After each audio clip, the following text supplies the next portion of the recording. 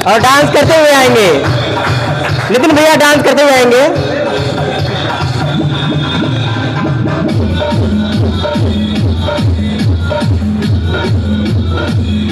वैसे करके बोलेंगे जोर से, जोर से बोलेंगे, यहाँ से जोर से। टेंशन ना लगा, ना बात वो बंद कर, मुझे तेज बोले।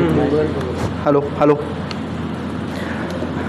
सबसे पहले मैं यहाँ पे अपने गुरुजन बिंदुओं को, एचओडी सर, माननीय अध्यापकगण को सादर चरणों में प्रणाम करता हूँ और एक शायरी के साथ बात को अपने शुरुआत करने की कोशिश करूँगा कि गुरु गोविंद दोऊ खड़े काके लागो पाए, बलिहारी गुरु आपने गोविंद दियो बताए।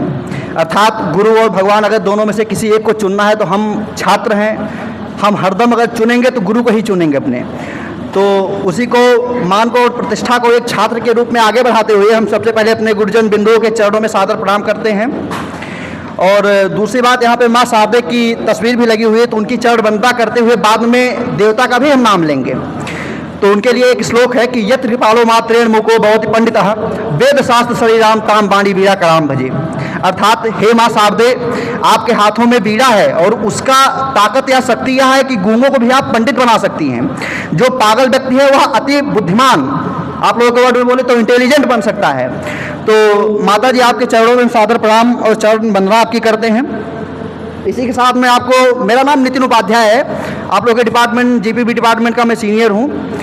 और बात करते हुए खुशी भी हो रही है और दुख भी हो रहा है। खुशी इस चीज़ की हो रही है कि यहाँ से पास आउट होकर हम लोग बाहर जा रहे हैं, और दुख इस बात का हो रहा है कि एक परिवार से बिछड़ना कितनी बड़ी बात होती है। शायद आप लोग समझ रहे हैं क्योंकि आप भी कहीं ना कहीं से आए हैं पढ़ने के लिए अपने परिवार घर वालों को छोड़ के यहाँ पे। तो बीते 2 से ढाई वर्षों में यहाँ पे एक पारिवारिक माहौल हो गया। और इस एमएससी एग्रीकल्चर के जीपीबी डिपार्टमेंट के बारे में बात करें तो इस डिपार्टमेंट का लगाव और यहाँ के टीचर्स आपको अपने परिवार से कम नहीं मिलेंगे। और स्पेशली मुझ जैसे स्टूडेंट को अगर सर लोगों ने डील कर लिया तो आप लोग तो शायद मुझसे स्मार्ट ही होंगे। और अपनी बात बताएं तो मैं लास्ट से एकदम, अगर फर्स्ट नंबर देखा जाए तो लास्ट से पहले नंबर पे आता हूँ। मतलब इतना बोरिंग स्टूडेंट रहा हूँ मैं यहाँ पे। यहाँ आने के पहले मेरे क्वेश्चन हेड सर को तो कतई नहीं पसंद आते थे, सॉरी सर। लेकिन आपको बताएं, जो कुछ भी सीखा मैंने यहाँ पे विगत 2 से ढाई वर्षों के दौरान, अगर मैं सीख सकता हूँ तो इस चीज़ का पूरा दावा देता हूँ कि आप सब सीख सकते हैं। मैं अपनी बातों को 2 से 3 पहलुओं में रखना चाहूँगा और 15 से 20 मिनट बोर करूँगा, ज़्यादा नहीं, 20 मिनट बोर करूँगा आप लोग को। एक तो सबसे पहली बात यह है कि यहाँ पे हम आपको बताएंगे हमारे बीते 2 साल के करियर में कौन कौन सी ऐसी बातें हैं, क्या हम लोगों ने सफलताएं पाई हैं, कौन सी असफलताएं हैं, और आपके करियर के बाद आपको क्या करना है इसके बारे में कुछ सजेशन भी आपको देंगे। बताएं कि यहाँ पे आज फेयरवेल की पार्टी चल रही है। फेयरवेल का मतलब ये होता है कि अपने सीनियर्स को अलविदा कहना, यहाँ से जाते जाते कि अच्छे से अपने करियर को आगे बनाओ, अपने भविष्य को सिक्योर करो, फ्यूचर करो, इसी का मतलब होता है फेयरवेल। और साथ में फ्रेशर भी, जो नए आए हुए यहाँ पे स्टूडेंट हैं या विद्यार्थी हैं, वो अपने करियर को इस कॉलेज में कैसे बेहतरीन बना सकते हैं, उसके बारे में यहाँ पे थोड़ी सी चर्चाएँ की जाएंगी मेरे माध्यम से। तो सबसे पहले यहाँ पे हम अपनी उपलब्धियों की बात करते हैं। उपलब्धियों में बीते 2 सालों में हम लोगों ने थीसिस को लेकर अपने बहुत प्रयास किया। यहाँ पे 2 से 3 फसलें हम लोगों ने यहाँ पे टोटल लगाई, लेकिन सफलता हम लोगों को एक भी नहीं मिली। इसको आप चाहे असफलता मान लीजिए या सफलता मान लीजिए, लेकिन इसमें सफलता का पता है सबसे प्लस पॉइंट क्या है? जिस चीज़ की वजह से हम लोगों की फसल या क्रॉप हम लोगों का पूरा खराब हो गया, उस पॉइंट को लेकर आपके पीली कोठी के डिपार्टमेंट में अगर जो अब आप लोग बेहतर से काम कर पाएंगे, वहाँ पे अपना प्रैक्टिकल कर पाएंगे, तो उसका श्रेय अगर जाता है तो आपके सीनियर्स को ही जाता है, मतलब हम सबको जाता है। यहाँ पे हमको कहना तो गलत हो जाएगा, मतलब हमारे पूरे टीम को जाता है, स्पेशली निधि जी, प्रियंका जी, गौरव, गोपी और हमारे जो आकाश भाई हैं, राज भाई हैं, अमर इत्यादि, और जिन भाइयों का नाम छूट रहा है उन सबका महत्वपूर्ण योगदान है। और इस चीज़ के प्रयास के लिए हम लोग एक बार नहीं विगत बार प्रिंसिपल सर के ऑफिस तक गए उस चीज़ को करवाने के लिए, और उसका परिणाम यह रहा कि आज बाउंड्री आपके पीली कोठी की बन के पूर्णतः तैयार हो चुकी है। और आप लोग एकदम निसंदेह निसंकोच होकर वहाँ पर अपना प्रैक्टिकल थीसिस जो भी लगाएंगे, आप लोग परिपूर्ण तरीके से वहाँ से पूरा डाटा एकत्र कर सकते हैं और वहाँ से अपनी थीसिस को एकदम एक्टिव ढंग से काम कर सकते हैं उस पर। हालांकि हम लोगों का ऐसा सौभाग्य तो नहीं रहा, लेकिन फिर भी राम भरोसे है थीसिस हो जाएगा, और सर की मेहरबानियाँ उस पर कि हम लोगों का कितना जल्दी कैसे होगा।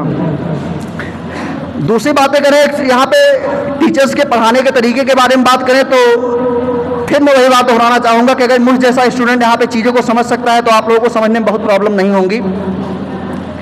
एक चीज़ों को समझाने के लिए बेहतर से बेहतर क्रियाओं को करते हुए, बेहतर से बेहतर एग्जाम्पल्स देते हुए यहाँ पे टीचर्स, मैम, सब लोग अपना पूरा महत्वपूर्ण योगदान देते हैं। बस बात यह है कि आपके अंदर उसको जानने और समझने की इच्छाएं जरूर होनी चाहिए।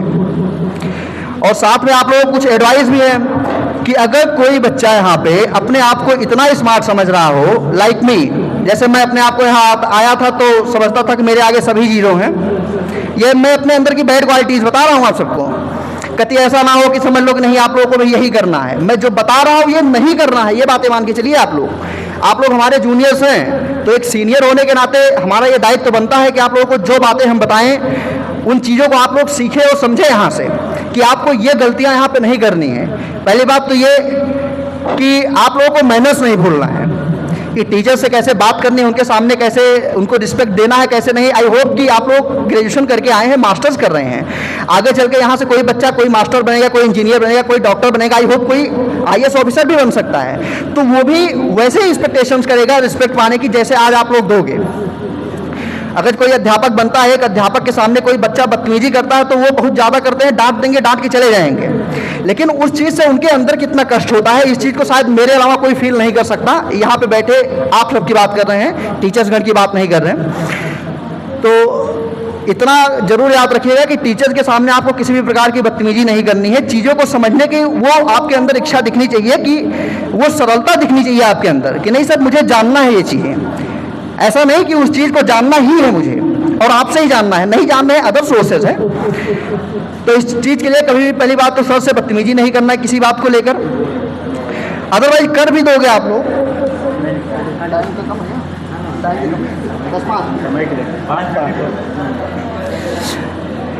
और समय का चूंकि अभाव है, तैयारी तो मेरे आधे एक घंटे की है और मैं अभ्यस्त हूँ इस चीज़ के लिए कि आधे एक घंटे में बोलने के लिए अगर खड़ा हूँ तो मुझे कम पड़ जाएगा एक घंटा भी। तो आपको इसके साथ में बताते चलते हैं कि हमने अपने प्रॉफिट लॉस तो बता दिया कि इस कॉलेज में रहते हुए हम लोगों ने क्या किया क्या नहीं किया, आपके सीनियर्स ने। अब आपको ये बताते हैं कि यहाँ से निकलने के बाद आप लोगों को क्या चीज़ें करनी है। अब जो बता रहे हैं वो चीज़ें करनी है। मान लीजिए यहाँ से कोई बच्चा निकलता है जो अपने आप में टॉपर ऑफ द क्लास है, अपने आप में बहुत ज्ञानवान है, तो उस चीज़ को हर जगह शो ऑफ नहीं करना है। अगर हर जगह हर चीज़ को शो ऑफ करोगे तो आपकी वही गिनती सभी मूर्खों में होने लगेगी, फिर आप बुद्धिमान नहीं रह जाओगे किसी भी बात को लेकर। तो आपको उस चीज़ का प्लेटफॉर्म चाहिए कि अपने उस प्लेटफॉर्म पे जाकर अपने ज्ञान का सही अर्जन आप कर सको, सही तरीके से उनको दिखा सको, ताकि उस चीज़ का प्रभाव सामने वाले पे पड़ सके। जैसे यही बातें मैं बोल रहा हूँ, कुछ लोगों को इस चीज़ से कोई फर्क नहीं पड़ रहा है कि क्या ही बोल रहे हैं, लेकिन कुछ लोग इस चीज़ को बहुत ध्यान से सुन रहे हैं क्योंकि इस चीज़ से उनको शायद कुछ सीखने को मिल जाए। और फिर कह रहा हूं कि सीखने के लिए गुरु कोई भी हो सकता है, कोई छोटा होगा, ऊंचा होगा, नीचा होगा, इस चीज़ से कोई फर्क नहीं पड़ता। कभी छोटा बच्चा भी हमको बहुत बड़ी बातें सिखा जाता है, कभी बहुत बड़े बड़े लोग भी हमको बहुत छोटी चीज़ें सिखा जाते हैं। तो अगर यहाँ पे हमारे सीनियर जूनियर्स में कोई या सुपर जूनियर्स की बात करें जो अभी फ्रेशर में आए हुए हैं बच्चे, अगर इनको यहाँ पे किसी को ये लग रहा है कि हम अपने आप में बहुत टैलेंटेड हैं, मल्टी टैलेंटेड हैं, हमको सारी चीज़ें पहले से पता है, या सर यहाँ पे कुछ गलत